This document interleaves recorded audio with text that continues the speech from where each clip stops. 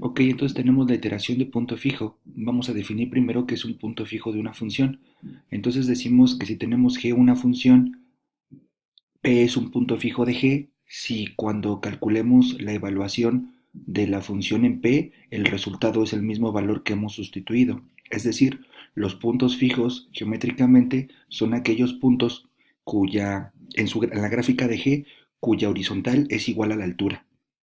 Tenemos algunos ejemplos de unas fórmulas en específico y vamos a decir si tiene puntos fijos o no tiene puntos fijos o cuántos puntos fijos tiene. Entonces, por ejemplo, g de x igual a x, todos sus puntos son fijos.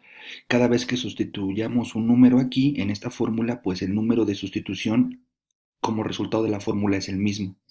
Tenemos que en el ejemplo 2 la fórmula g de x igual a x menos 1 no tiene ningún punto fijo, porque cada vez que calculemos un número y lo sustituyamos en la fórmula, ese número dará como resultado siempre ese número menos 1, entonces nunca queda igual, por lo tanto esta fórmula no tiene puntos fijos.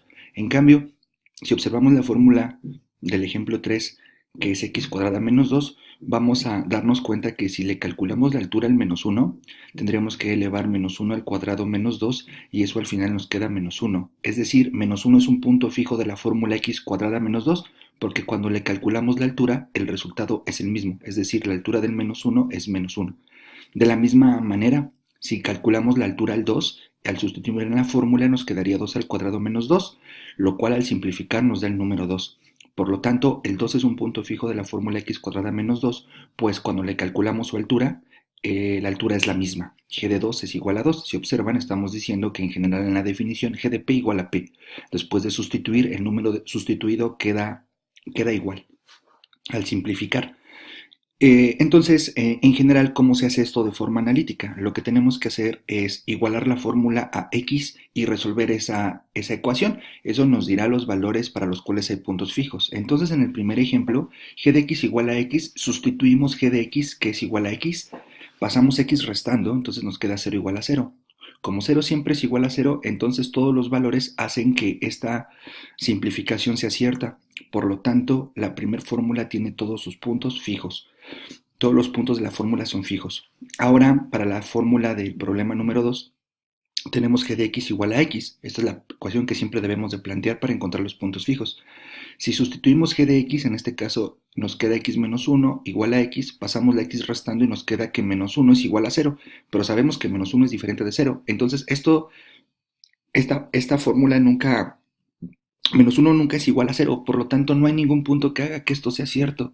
Así, la segunda fórmula no tiene puntos fijos. Vamos al tercer ejemplo. Tenemos g de x igual a x. Sustituimos x cuadrada menos 2 igual a x. Pasamos la x restando y resolvemos esta fórmula cuadrática.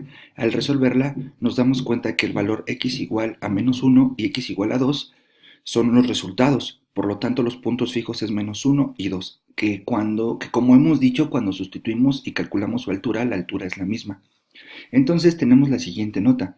Para encontrar los puntos fijos de una fórmula, tenemos que resolver esta ecuación. ¿Y qué puede suceder? Pues lo que puede suceder es que tengamos muchas soluciones, una infinidad. Puede suceder que no haya solución, o sea, no existan números que hagan que esta ecuación sea cierta. Y lo que puede suceder es que tengamos una solución o varias soluciones, como en el ejemplo 3.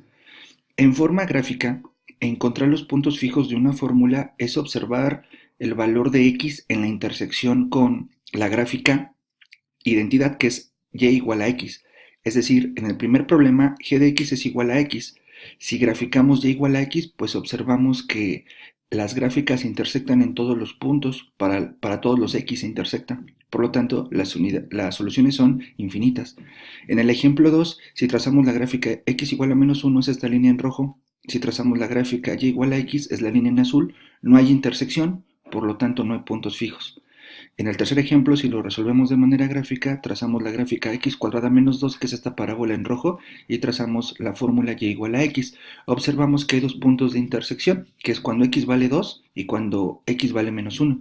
Esta sería la manera gráfica de resolver los problemas cuando nos piden encontrar puntos fijos y resolver la ecuación sería la forma analítica.